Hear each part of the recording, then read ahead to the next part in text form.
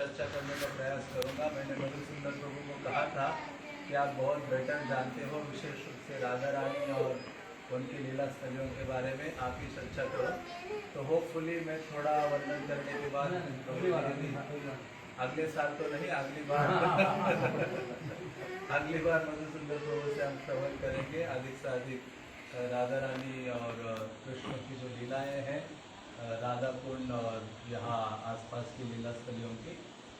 तो जो ये राधा कुंड है जिसका वर्णन कृष्णदास कविराज चैतन्य चरितामृत में करते हैं, और विशेष रूप से चैतन्य महाप्रभु जो दिव्य चीज हमें प्रदान करने के लिए आए थे, हाँ, जो अति उन्नत जो भगवत प्रेम है जिसको देने के लिए चैतन्य महाप्रभु आए, और वास्तव में चैतन्य महाप्रभु राधा कुंड का वास प्रदान करने के लिए आए।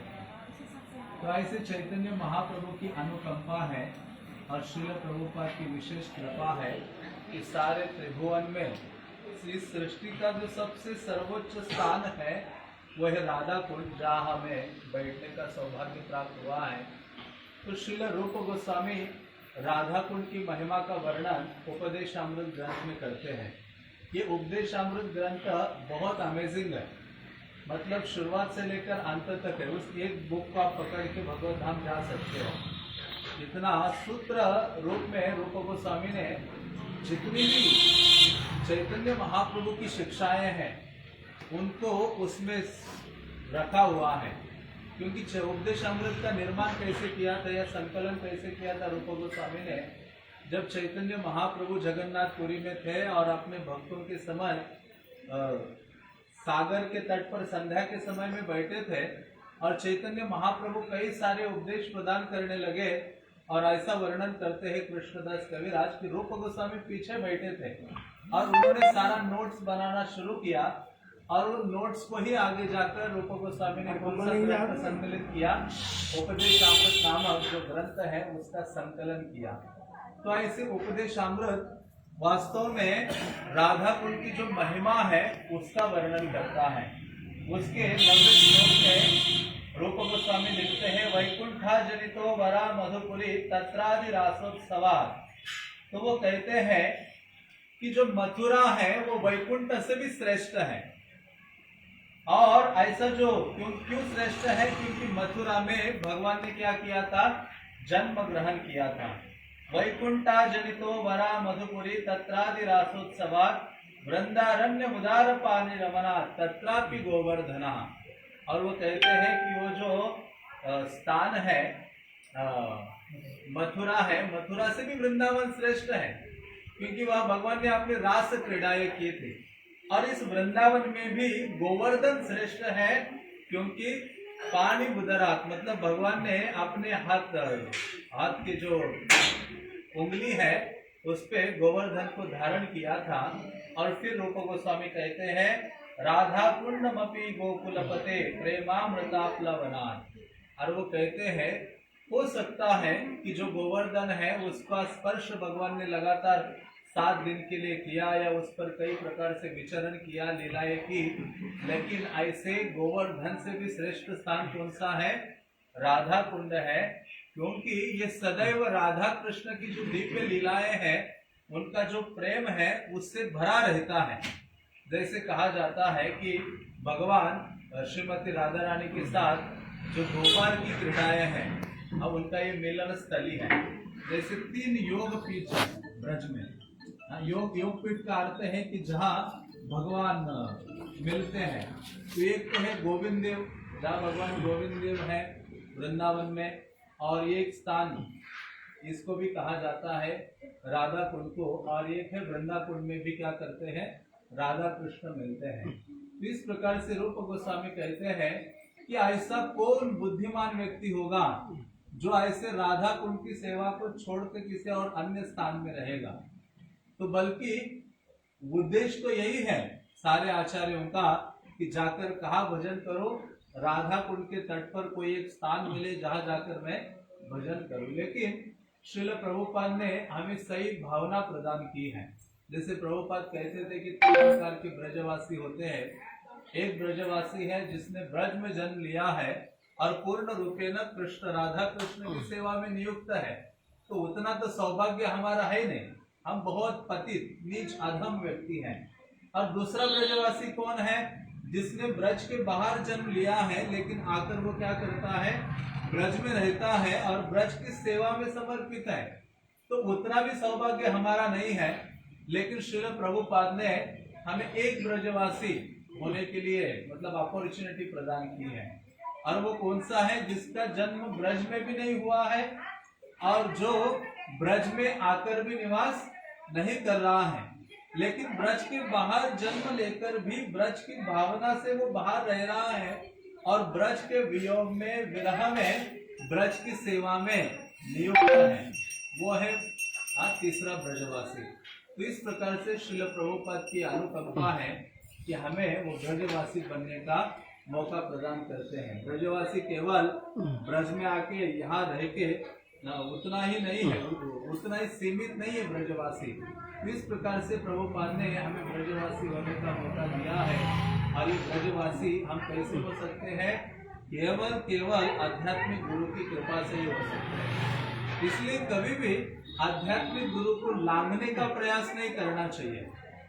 उनकी कृपा से ही एक व्यक्ति को धाम रिवील हो सकता है।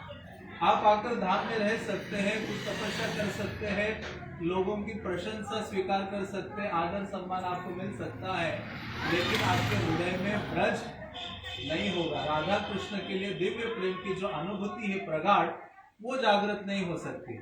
इसलिए हमारे सारे आचार्यों ने ये हमें संदेश दिया है इस परंपरा में कि आध्यात्मिक गुरु के अनुगत होकर ही धाम को अप्रोच करना चाहिए। हाँ, क्योंकि जैसे हम कहते हैं ना, कृष्ण प्रेष्ठाय भूतले, प्रेष्ठ का अर्थ क्या होता है? प्रिय। तो जो कृष्ण के सर्वाधिक प्रिय कौन है? गुरुदेव है। राधा रानी के सर्वाधिक प्रिय कौन है? गुरुदेव है। यार हम सीधा राधा रानी की सेवा करना चाहते हैं, तो जब तक आध्यात्मिक गुरु के प्रति पूर्णतः समर्पित नहीं होंगे तब तक राधा रानी और कृष्ण बहुत दूर हैं। इसलिए कहा गया है, एक जो सेवक है वो सदैव ये प्रयास करता है कि गुरु की आज्ञा से क्या करो, उनकी सेवा में लगे रहो, तो उनकी कृपा से ही उसको एक तो धाम में प्रवेश मिलता है और धाम रिवील हो जाता है। धाम रिवील होता है। ऐसे नहीं कि हम हजारों ग्रंथ पढ़ ले, इंफॉर्मेशन आ सकती है, लेकिन वो प्रगाढ़ आसक्ति धाम के प्रति नहीं आ सकती। धाम हृदय में उजागर नहीं हो सकता, क्योंकि वृंदावन कोई भौतिक नहीं है। जैसे प्रभुपाद कहा करते थे, ये जो धाम है ये सदैव भौतिकवादियों के लिए और मायावादी लोगों के लिए ढका हुआ है। जैसे भोग, जिनके हृदय में भोग की कामना है, और मायावादी लोग ये दिव्य स्थलों में जब आते हैं तो वो उस पर प्रवेश नहीं कर पाते, वो ऊपर ही ऊपर मंडरा कर वापस चले जाते हैं। प्रभुपाद को पूछा कि ऐसा क्यों है? वृंदावन या राधा कुंड आदि स्थानों में हम जाते हैं तो बहुत साफ सुथरा नहीं है, गंदगी दिखाई देती है और बहुत सारी चीजें हैं। तो प्रभुपाद ने कहा, जो योग माया है उन्होंने क्या किया है? धाम को ढक के रखा है, विशेष प्रकार से ऐसे प्रवृत्ति वाले लोगों के कारण। हाँ, तो धाम में प्रवेश उसे हो सकता है जो आध्यात्मिक गुरु के शरणागत है, आध्यात्मिक गुरु के आदेशों का पालन करके उनकी सेवा में लगा हुआ है, वही उसी व्यक्ति को धाम रिवील हो सकता है। जैसे एक बार एक बंगाल से एक गुरु और एक उनके शिष्य आए थे, तो जब वो यहाँ घूम रहे थे तो गुरुजी तो बड़े ऐसे जंप लगाते हुए चल रहे थे आगे आगे ना, और उनका शिष्य भी उनके पीछे भी वो भी जंप लगा रहा था। तो कहा, गुरुदेव आप बहुत कूदते हुए जा रहे हो। कहते, अरे तुम्हें दिखाई नहीं दे रहा है? ब्रज के हर स्थान में कमल यहाँ दिख रहा है मुझे, मेरा पाँव कमल के ऊपर ना पड़े इसलिए मैं क्या कर रहा हूँ? कूदते हुए जा रहा हूँ। अरे शिष्य पीछे जा रहा था, इसको क्या दिख रहा था? भैंस का गोबर हर जगह ऐसे पड़ा हुआ दिख रहा था, वो अपने आप को बचाने के लिए भ्रमण कर रहा था। हाँ, तो इस प्रकार से इसलिए ब्रज ये साधारण नहीं है। ब्रजति, ब्रज सनातन गोस्वामी कहते, ब्रज शब्द का अर्थ क्या है? व्याप्त। और दूसरा अर्थ वो कहते हैं कि जहाँ नंद महाराज, गव्य, गोपिकाएं, इन सब ने जहाँ जहाँ विचरण किया उस भूमि को ब्रज कहा गया। तो ऐसा जो ब्रज है वो तो केवल वैष्णव के और आध्यात्मिक गुरु की कृपा से ही व्यक्ति को रिवील होता है। इसलिए सदैव उनकी अनुकंपा प्राप्त करने के लिए उनसे प्रार्थना करते हुए वृंदावन में विचरण करना चाहिए। तो वृंदावन ये साधारण नहीं है, और क्योंकि ये साक्षात भगवान का अपना धाम है।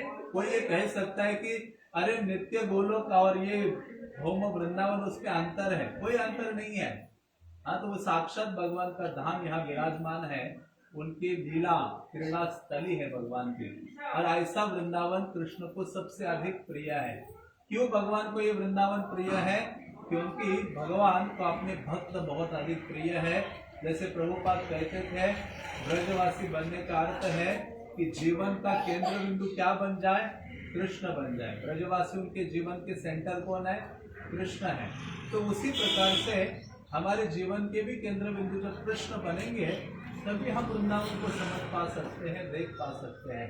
तो ऐसा वृंदावन का जो सर्वश्रेष्ठ स्थान है वो है राधा कुंड, जिसकी महिमा के बारे में क्या कहा जाए। राधा कुंड कृष्ण को भी इतना अधिक प्रिय है, जितनी राधा रानी कृष्ण को प्रिय है उतना ही राधा कुंड क्या है? कृष्ण को बहुत अधिक प्रिय है, जिसके बारे में आप हर समय सुनते हैं। लेकिन शास्त्र ये कहते हैं कि किसी भी लीला स्थली में आप जाते हो तो वहां जाकर आपको बैठना चाहिए, बहुत जल्दबाजी नहीं करनी चाहिए। जाकर वहां बैठे और बैठकर विशेष रूप से क्या करें, वहां घटित जो दिव्य लीलाएं हैं, घटनाएं हैं, वैष्णव की घटनाएं हैं, भगवान की घटनाएं हैं, उनको श्रवण करें। और श्रवण करने के पश्चात वहां के जो अधिष्ठात्री देवी है या देव है, भगवान है, उनको क्या करना चाहिए? उनके प्रति याचना, उनके प्रति प्रार्थना करनी चाहिए अपने आध्यात्मिक उन्नति के लिए और गुरु और गौरांग की सेवा के लिए वहां बल हमें मांगना चाहिए। तो इसलिए कहते हैं कि किसी भी लीला स्थली में जाओ तो भागते हुए नहीं जाना चाहिए, गए और दौड़ दौड़ के निकल गए। बेटर है कि जाकर क्या करो, वहां बैठो और वहां की जो लीलाएं हैं उसके बारे में श्रवण करो।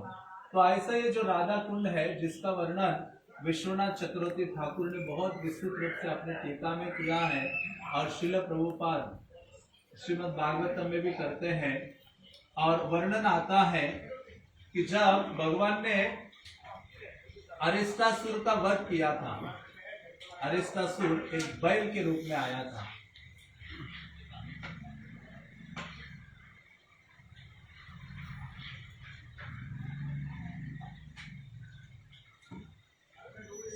अरिष्टासुर एक बैल के रूप में आया था ब्रज में, और इतना विशाल था कि उसकी पूंछ बादलों तक पहुंच जाती थी। मतलब इतना विशाल वो बैल था अरिष्टासुर, जिसको देखने मात्र से सारे ब्रज के प्राणी भयभीत हो गए थे और सभी लोग बहुत ही दुखी हो गए थे कैसे उससे बचा जाए। तो यहाँ की विशेषता क्या है? चाहे कोरोना पॉजिटिव हो या नेगेटिव हो, किसको पुकारेंगे हम? हरे कृष्णा कृष्णा कृष्णा हरे हरे, हरे राम राम राम हरे हरे। प्रभुपाद कहते थे ना, बॉम्ब भी आ जाए तो भक्त कहते हैं कृष्णा आ रहे हैं। तो उसी प्रकार से हमारे कर्मा हमें ढूंढते हुए आते। ये कोरोना ढूंढते हुए, जब कर्मा हमारे होंगे तो कोरोना कहाँ ना कहाँ से आपको ढूंढते हुए आएगा। जैसे शास्त्र कहते हैं कि जो बछड़ा है, हजारों गाड़ियां हो तो उसमें बछड़ा अपनी माँ के पास ही पहुंच जाता है। उसी प्रकार के हमारे जो कर्मा है वो हमारे पीछे हमेशा होते ढूंढते हुए आते हैं। तो उसी प्रकार से ये जो अरिष्टासुर जब आया तो ब्रजवासियों का आनंद भी हो या उनके जीवन में विपदा भी आ जाए तो वो किसको पुकारते हैं? कृष्ण को पुकारते हैं, दोनों स्थितियों में। हाँ, तो उसी प्रकार से जब कृष्ण को पुकारा, कृष्ण तो वहां बाल्य लीलाएं कर रहे थे, भगवान आ गए और भगवान ने अरिष्टासुर का जब वध किया, वध करने के पश्चात कृष्ण चले गए, गोवर्धन की ओर चले गए।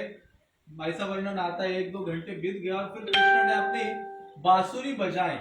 बांसुरी बजाई तो सारी ये राधा रानी और सभी गोपिकाएं वहां आ गई। और फिर राधा रानी और ये जब गोपिकाएं आए तो राधा रानी ने कहा, मेरा स्पर्श मत करो, हाँ, क्योंकि तुमने क्या किया है? पाप किया है। तो कृष्ण कहते अरे वो तो आसुर था, उस आसुर का वध करना कोई पाप नहीं है। लेकिन राधा रानी कहते कि वो तो गोवंश में था। हाँ, मतलब गाय था, बैल था वो, लेकिन गोवंश में है। तो गाय की हत्या करना, गोवंश की हत्या करना क्या है, महान पाप है। जैसे इंद्र ने वत्रासुर को मारा था, वो असुरी था, लेकिन फिर भी ब्राह्मण परिवार में था वो, इसलिए इंद्र को भी प्रायश्चित करना पड़ा था। तो उसी प्रकार से राधा रानी कृष्ण को वत्रासुर इंद्र का उदाहरण देकर कहती है कि आपको क्या करना पड़ेगा, आपको शुद्ध होना होगा। तो कैसे शुद्ध हो मैं, कृष्ण कहते हैं अभी कृष्ण को शुद्ध होने की कोई आवश्यकता नहीं है। जिनका स्मरण करने मात्र से सभी जीव या पतित से पतित व्यक्ति शुद्ध हो जाता है, जिनके चरणों से गंगा निकल पड़ती है, हाँ, तो ऐसे कृष्ण को शुद्ध होने की आवश्यकता नहीं है। तो आज विश्वनाथ चक्रवर्ती ठाकुर कहते हैं कृष्ण की ये तो व्यंग पूर्ण या विनोद लीलाएं हैं, केवल अपने भक्तों को आनंद देने के लिए। जैसे दामोदर अष्टकम में वर्णन आता है ना कि भगवान क्या करते हैं, अपने दिव्य लीलाओं से अपने भक्तों को आनंद के सागर में डुबो देते हैं। कृष्ण का यही काम है, भक्तों को पकड़ना और आनंद के सागर में उसका गर्दन पकड़ के डुबो देना। भक्त आनंद की अनुभूति करता है। उसका अर्थ है कि एक भक्त को भगवान के जो कार्यकलाप है वो श्रवण करने चाहिए और उनकी चर्चा करनी चाहिए, तभी वो भक्ति में जीवित रह सकता है या आनंदित रह सकता है। इसलिए गीता में क्या कृष्ण कहते हैं, कथयन्तश्च माम नित्यम तुष्यन्ति च रमन्ति च। कई बार हम कहते हैं अरे भक्ति में आनंद ही नहीं आ रहा है, परेशान हो, दुखी हो। तो एक ही है, आनंद या भक्ति में जीवित रहने के लिए, भक्ति में सदैव जोश पूर्ण रहने के लिए एक ही उपाय है, कथयन्तश्च माम नित्यम, कृष्ण की चर्चा करना, कृष्ण के बारे में सुनना, भगवान के बारे में पढ़ना भी सुनना है। जब आप प्रभुपाद के ग्रंथ पढ़ते हैं तो प्रभुपाद से क्या करते हैं, सुनते हैं। तो इसीलिए भक्त ये करके आनंद अनुभव करता है। तो जब राधा रानी ने ये कहा तो कृष्ण तैयार हो गए और कृष्ण फिर ऐसे निकले। तो फिर कृष्ण ढूंढने लगे कि मैंने कहा इसको मारा था। जब आए इस स्थान में जहां ये अरिष्टासुर को मारा था, तो एक वर्णन ये भी आता है कि जब आए कृष्ण इस स्थान में जहां अरिष्टासुर को मारा था, फिर राधा रानी ने जब ये बोला तो कृष्ण ने क्या किया, अपना जो पाव है उसका जोर से प्रहार किया और जोर से प्रहार किया और उसी से एक बड़ा विशाल एक गड्ढा हो गया। और जिसमें भगवान ने सोचा कि अभी सारे तीर्थों को बुलाऊंगा। राधा रानी ने तो क्या कहा था कि आप जाओ सभी तीर्थों में जाकर स्नान करो। तो कृष्ण कहते मैं क्यों जाऊं, सारे तीर्थ, भगवान का एक नाम तीर्थपाद है। क्या नाम है, तीर्थपाद। सारे तीर्थ उनके चरणों में रहते हैं। तो कहते हैं कि मुझे कोई तीर्थों में जाने की आवश्यकता नहीं है, मैं सारे तीर्थों को यहाँ बुलाता हूं, अभी देखती रहो तुम। राधा रानी और सारी सखियां खड़ी हो गई और कृष्ण ने आमंत्रित किया सारे तीर्थों को, और सारे तीर्थ, त्रिभुवन के सारे जो तीर्थ हैं वो आकर कृष्ण की सेवा के लिए खड़े हो गए और अपना अपना नाम उच्चारण करते हुए। विश्वनाथ चक्रवर्ती ठाकुर ने बहुत सारे नाम वहां दिए हैं, नर्मदा है, क्षीर सागर है, सभी के नाम, कावेरी है, सभी जितनी नदियां हैं, अन्य अन्य तीर्थ है, त्रिवेणी है, सब आकर खड़े हो गए और कृष्ण की सेवा के लिए उसमें कूद गए। और जब इतना सारा जल हो गया, और ऐसा वर्णन आता है कि कृष्ण ने जब उसमें स्नान किया तो कृष्ण कहते राधा रानी देखो अभी मैं शुद्ध हो गया, लेकिन तुम अशुद्ध हो। तो राधा रानी कहते मैं कैसे अशुद्ध हो, क्योंकि तुमने किसकी साइड ली है, उस अरिष्टासुर की साइड ली है। हाँ, उसकी ओर से तुम बोल रहे थे, इसलिए तुम अशुद्ध हो गई हो, तुम्हें भी तीर्थों में स्नान करना होगा। तो राधा रानी क्या करती है, फिर वो भी सोचती है कि अभी मुझे भी स्नान करना है। लेकिन कृष्ण कहते देखो मेरा कुंड ऑलरेडी बना हुआ है, कृष्ण कुंड जिसका नाम पड़ा था, या जिसको श्याम कुंड कहा जाता है। तो राधा रानी को कहा कि आप इसमें स्नान करो, तुम शुद्ध हो जाओगे। लेकिन राधा रानी को मान है, तो राधा रानी कहती है नहीं, मैं अपना कुंड बनाऊंगी। तो सारे सखियों को लेती है और राधा रानी अपना कुंड बनाने के लिए तत्पर हो जाती है। और ऐसे कहा जाता है कि राधा रानी अपने हाथों के जो कंगन है वो सब गोपिकाएं अपना कंगन निकालती है। और एक वर्णन है कि जब कृष्ण उस असुर को मार रहे थे और उस समय भी कृष्ण ने अपना पाद प्रहार एक स्थान में किया था, उस पाद प्रहार से जो थोड़ा सा छोटा गड्ढा था उसी को ही ये सब गोपिकाएं अपने कंगन से वो मिट्टी निकालने लगी और साइड में या बाहर डालने लगी और वो कुंड उन्होंने बनाया। तो कृष्ण ने कहा देखो अभी कुंड तो तुम्हारा बन ही गया है, उसको कंगन कुंड कहा गया था उस समय, और अब क्या करो फिर मेरा ही जल ले लो। राधा रानी कहते नहीं नहीं, मैं जल लाऊंगी तो कहां से ले आऊंगे? गोवर्धन के तलहटी में जो मानसी गंगा है, मानसी गंगा भी कृष्ण ने ही प्रकट किया है। उनके मन से ही आई हुई गंगा है, क्योंकि यमुना देवी ने गंगा के ऊपर कृपा की अपनी बहन के ऊपर, क्योंकि यमुना इतनी ग्लोरियस है कि जो सदैव कृष्ण के सब शरीर का स्पर्श करती हैं। तो एक दिन गंगा देवी कहती कि आपके ऊपर तो इतनी कृपा है कि आप ब्रज में निवास कर रही हो, कृष्ण के चरण कमल आदि सभी कृष्ण सदैव आप में जल क्रीड़ा करते हैं। गंगा कहते मेरे जैसे दुर्भाग्यशालिनी कोई नहीं होगी, कृष्ण के चरण से निकले हो लेकिन कृष्ण से दूर भाग रहे हो। तो कहते कि मैं बहुत दुर्भाग्यशाली हूँ। तो ऐसा कहा जाता है, शास्त्र कहते हैं गंगा और एक भक्त में बहुत अंतर है। भक्त कितना भी दूर रहे वो कृष्ण की ओर दौड़ता है, लेकिन ये गंगा क्या करती है, कृष्ण के चरणों से निकली है लेकिन कृष्ण को छोड़कर दूर भाग रही है। इसलिए गंगा से भी श्रेष्ठ किसको कहा गया है? एक वैष्णव को कहा गया है। गंगार परश आइले पछाते पावन, दर्शने पवित्र कैला, यही तुम्हारा गुण कि भक्त का दर्शन करने मात्र से व्यक्ति पवित्र हो जाता है। तो इस प्रकार से वैष्णव की वो महिमा है या महानता है। राधा रानी कहते नहीं नहीं मैं वो लेके आऊंगी मानसी गंगा का जल। तो उनका शुरू हो गया गंगा जल लाने का सफर, तो बहुत थक गई और ला नहीं पाई। तो फिर कृष्ण कहते नहीं नहीं अभी मान जाओ ले ही लो। फिर सारे तीर्थ प्रकट हो जाते हैं पर्सोनिफाइड, क्योंकि जो भी तीर्थ है वो सारे एक व्यक्ति है। गंगा एक व्यक्ति है, यमुना एक व्यक्ति है। जितने भी हम तीर्थ जल देखते हैं, तीर्थ का मतलब जहाँ जल होता है, जल फॉर्म में होते हैं, जिनमें पवित्र करने की शक्ति होती है। तीर्थ हमें पापों से पवित्र कर सकते हैं, लेकिन हमारी चेतना में कृष्ण चेतना बढ़ा नहीं सकते, वो पापों को हटा सकते हैं। तो इसलिए धाम महत्वपूर्ण क्यों है?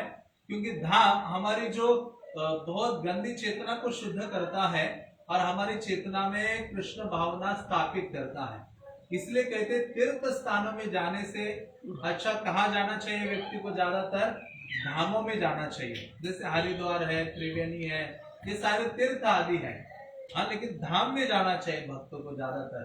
तो ऐसे जब ये सारे तीर्थ खड़े हो गए और इन्होंने कहा हे राधा रानी हमें भी तो आप सेवा का मौका प्रदान कीजिए, तो राधा रानी बहुत दयाद्र हो गई। राधा रानी का बहुत कई शब्दों में, कई प्रार्थना में उन्होंने गुणगान किया, और तब जाकर राधा रानी ने हंसी। कृष्ण को देखकर राधा रानी मुस्कुराए और उनको कहा कि ठीक है आप सब सेवा करना चाहते हैं तो मेरे इस कुंड में आपका स्वागत है। तो सारे कृष्ण कुंड को मानो तोड़ के उसमें आ गए सारे, और जैसे आ गए राधा रानी आनंदित हो गई और अपने सखियों के समेत उन्होंने उसमें स्नान किया।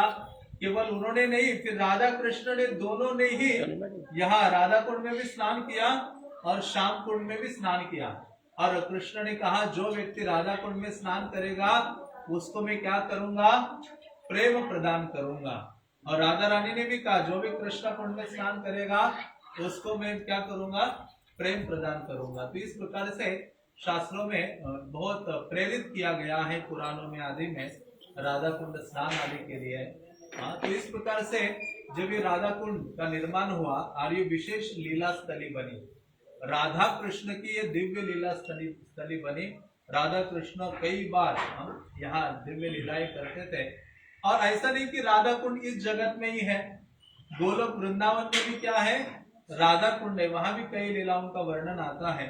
लेकिन ये कहता है कि जब कृष्ण ने राधा रानी को जब देखा, उनके दिव्य प्रेम को देखा, तो कृष्ण पिघल गए और कृष्ण कुंड के रूप में वहां प्रकट हो गए आध्यात्मिक जगत में। और राधा रानी ने भी कृष्ण को जब देखा, राधा रानी भी पिघल गई, जल के फॉर्म में हो गई, तो वो भी राधा कुंड में परिवर्तित हो गई। तो इस प्रकार से आध्यात्मिक जगत में भी इस राधा कुंड और श्याम कुंड का क्या है, अस्तित्व है।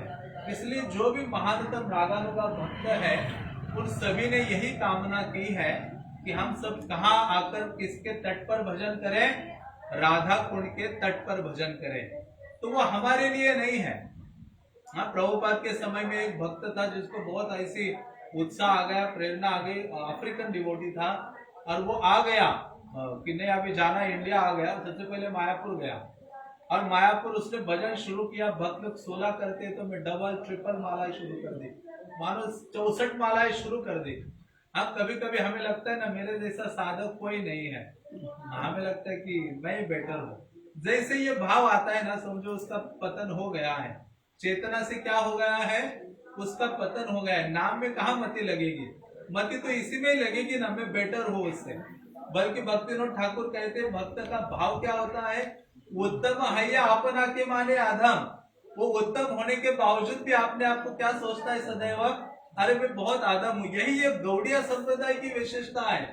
जितना भजन परिपक्व होता है वो भक्त उतना ही तृणाधिक सुनिचन हो जाता है, उतना ही अधिक अपने आप को, उसका हृदय अपने आप को पतित स्वाभाविक हो जाता है। ऐसे नहीं कि वो ढोंग करता है, उसका हृदय की भावना ये स्वाभाविक हो जाती है। जैसे हरिदास ठाकुर है, इतना हरि नाम लेते थे तो भी जब शरीर छोड़ने का समय आया, महाप्रभु क्रंदन करने लगे और चैतन्य महाप्रभु कहते हैं कि अरे तुम्हारे जैसा कृष्ण ने मेरे ऊपर एक ही कृपा की थी कि तुम्हारे जैसे भक्त का संग मुझे दिया था, इससे बढ़कर कृष्ण की कृपा मेरे ऊपर नहीं थी।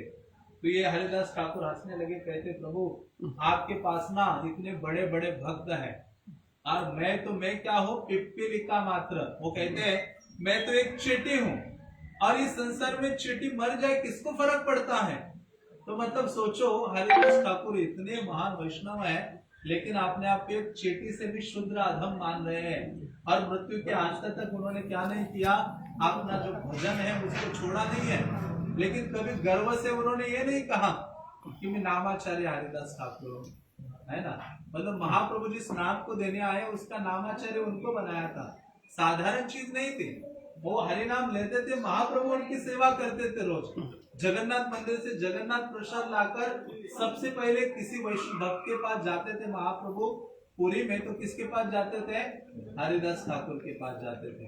और जिसके लिए महाप्रभु रोए वो कौन डिवोटी थे, हरिदास ठाकुर। और इतना भजन करने के बावजूद भी उनके हृदय में भावना क्या थी कि मैं तो एक चींटी से भी अधम हूँ। तो इस प्रकार से एक भक्त जब उन्नति करता है तो ये भावना उसके हृदय में आ जाती है। तो इसलिए ये जो रागानुगा भजन इस यहाँ करना ये बहुत उन्नत व्यक्ति के लिए है। तो प्रभुपाद के समय में ऐसे एक भक्त आ गया और वो मायापुर में गया और शुरू कर दिया उसने।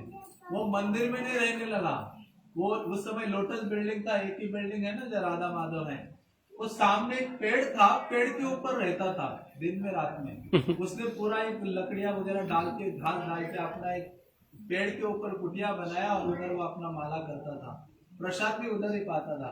तो प्रभुपाद को बोला गया कि प्रभुपाद वो भक्त आ गया, वो बाहर रहता है। प्रभुपाद ने कहा ज्यादा नहीं देर चलेगा या ऐसे गायब हो जाएगा। तो ऐसे करने लगा। फिर वहां कुछ महीने किया, फिर वहां से वो वृंदावन आ गया। वृंदावन आ गया तो सीधा कहाँ आ गया, राधा कुंड में आ गया। और प्रभुपाद को पता चला और यहाँ आकर भी वो करने लगा। और कुछ समय के बाद ही पता चला किसी कांड में यहाँ फंस गया। और एक दिन भक्तों ने उनको देखा कि वो क्या कर रहा है, सिगारेट या बीड़ी आदि वो फूकते हुए या भ्रमण कर रहा है, तो उसका कोई भजन नहीं हो रहा था। तो इस प्रकार से कभी कभी हम बड़े बड़े चीजें सुनते हैं और नकल करने का प्रयास करते हैं, तो उससे हम पतित हो जाते हैं। तो इस प्रकार से हमें सदैव गुरु और वैष्णव की कृपा को देखते हुए, स्वीकार करते हुए अपना भजन आदि करना चाहिए। और राधा को उनको बहुत हल्का नहीं लेना चाहिए, क्योंकि समय आएगा, समय के साथ सारी चीजें रिवील होती हैं। लेकिन हमें क्या करते रहना चाहिए, अपने साधना और भजन में प्रयास करते रहना चाहिए गुरु और वैष्णव की कृपा से। तो इस प्रकार से ऐसा ये जो स्थान है जो भजन के लिए सर्वोत्तम कहा गया है, बल्कि भक्ति सिद्धांत सरस्वती तक तो बहुत अधिक निंदा भी की थी यहाँ। कई सारे जो बाबा जी लोग आदि हैं, तो इस प्रकार से कई बातें हैं। लेकिन समय के साथ कालांतर में जब कृष्ण इस संसार से अप्रकट हो गए, उन्होंने अपनी दिव्य लीलाएं अप्रकट की, तो साथ ही साथ वो ब्रज भूमि भी आंखों से ओझल हो गई। ब्रज हमेशा है, लेकिन वो मानो ढक गया। जब कृष्ण अप्रकट हो गए तो इस स्थान में कोई चीज नहीं बची थी ब्रज में। केवल ऐसे कहा जाता है कि 3 ही चीजें थी। एक गोवर्धन था, एक यमुना थी और तीसरा ब्रज रज थी। ये 3 ही चीजें थी। और जब कृष्ण अप्रकट हो गए, उनके प्रपौत्र वज्रनाभ आए। युधिष्ठिर महाराज ने वज्रनाभ को यहाँ का राजा बनाया, मथुरा का। परीक्षित को दिल्ली का राजा बनाया, पूरे भारतवर्ष का। और कई सारे ब्राह्मण अलग अलग स्थानों से लाकर मथुरा में बसाए, क्योंकि प्रजा ही नहीं थी। वज्रनाभ को राजा बनाया, लेकिन प्रजा कहाँ है? तो कई जगहों से, हस्तिनापुर कई जगहों से ब्राह्मण लाकर यहाँ बसाए गए। और फिर वज्रनाभ राजा हुए। शांडिल्य मुनि ने उनको कहा कि ये दिव्य लीला भूमि है, आप क्या करो, कृष्ण के लीला स्थलियों को प्रकट करो।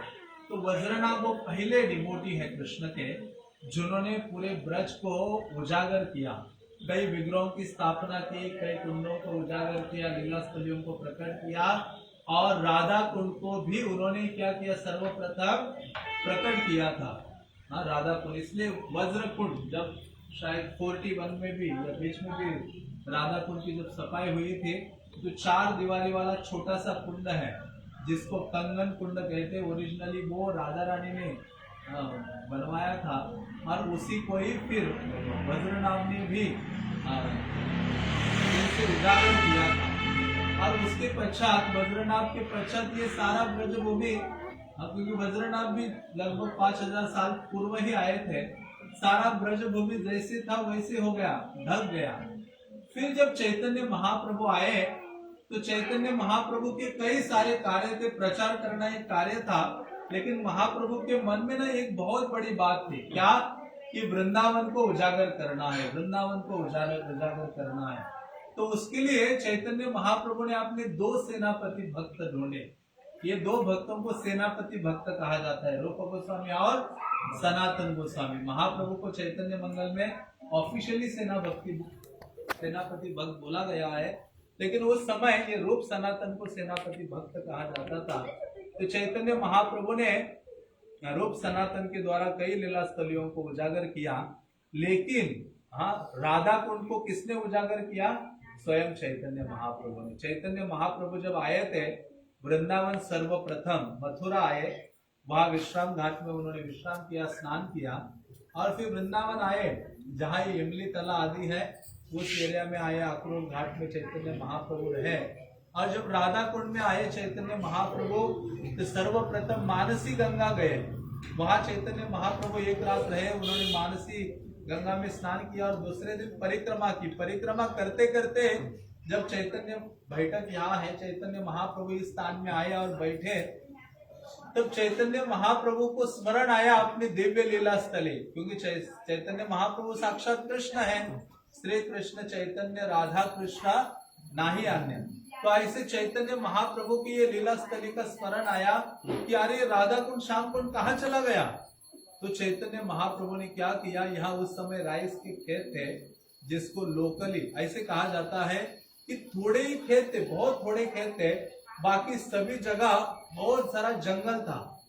और ये थोड़ा ही किसानों ने क्या किया था, थोड़ा सा ही एरिया यहाँ रखा था जिसमें वो खेती किया करते थे। तो यहाँ ये राइस फील्ड था, जहाँ यहाँ लोकली वो किसान लोग कहते थे गोरी खेत और काली खेत। थोड़ा सा पानी था, थोड़ा सा घुटने इतना पानी होगा। और फिर ये चैतन्य महाप्रभु आया और उन्होंने देखा कि ये तो मेरा राधा कुंड है, ये मेरा श्याम कुंड है। तो चैतन्य महाप्रभु, उनके साथ वो बलभद्र भट्टाचार्य और वो एक ब्राह्मण उनको असिस्ट करने वाला था। फिर चैतन्य महाप्रभु को गाइड करने वाला कृष्णदास या कोई तो एक ब्राह्मण थे, जो ब्रज का दर्शन करवा रहे थे महाप्रभु को सभी वनों में ले जाकर। तो चैतन्य महाप्रभु दौड़े और जितने घुटना तक पानी था उसमें जाके स्नान करने लगे। कभी उस काली खेत में स्नान किया, फिर गोरी खेत में स्नान किया। तब महाप्रभु ने उजागर किया कि ये काली और गोरी खेत नहीं है, ये कृष्ण कुंड है और ये राधा कुंड है।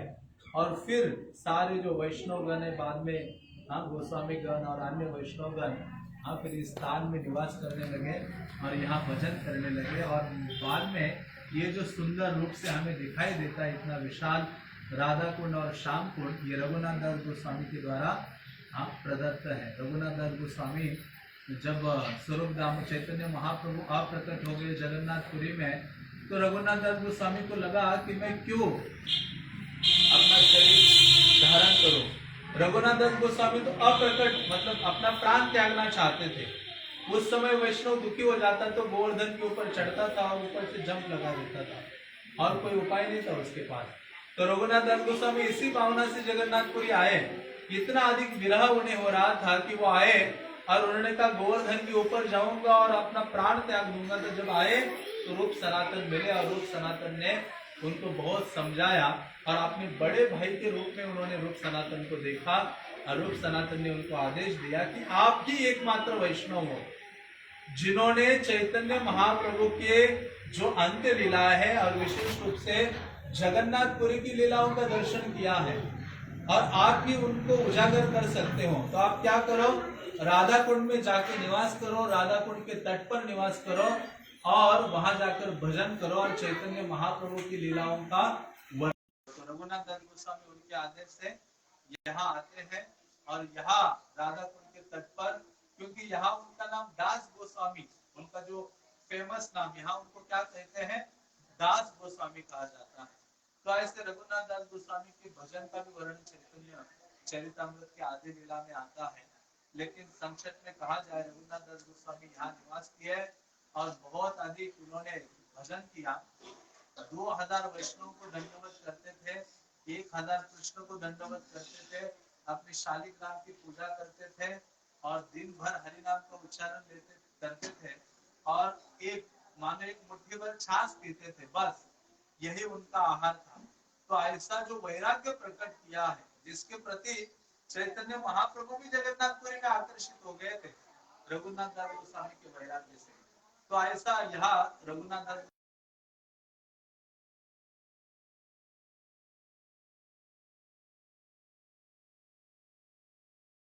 लगा कि ठीक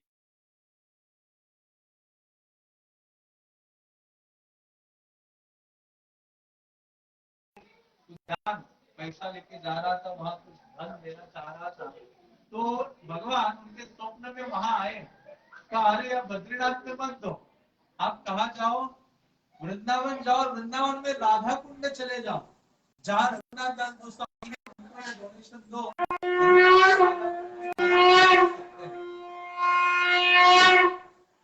तो इस प्रकार से रघुनाथ दास गोस्वामी के पास व्यक्ति आता है और रघुनाथ दास गोस्वामी राधा कुंड की इस प्रकार से सेवा करते हैं। तो ऐसा ये राधा कुंड है जहाँ सारे आचार्यों का आगमन हुआ था। जानवा माता भी आकर जहाँ उन्होंने भजन किया है। बाकी अन्य तो जीव गोस्वामी है। कृष्णदास कविराज ने चैतन्य चरितामृत का लेखन भी राधा कुंड के तट पर ही किया है, क्योंकि रोज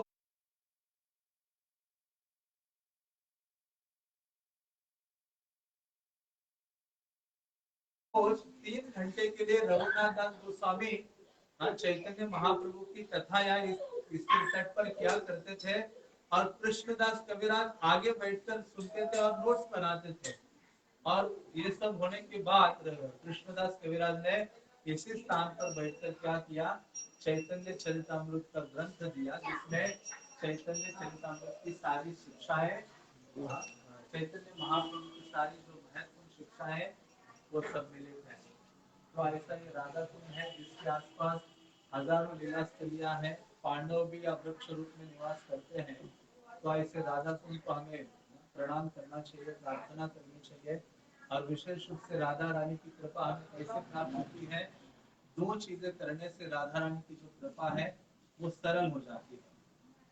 2 चीजें क्या है, एक है सरल रूप से कहा जाए, एक है वैष्णव की सेवा और दूसरा है हरि नाम का उच्चारण।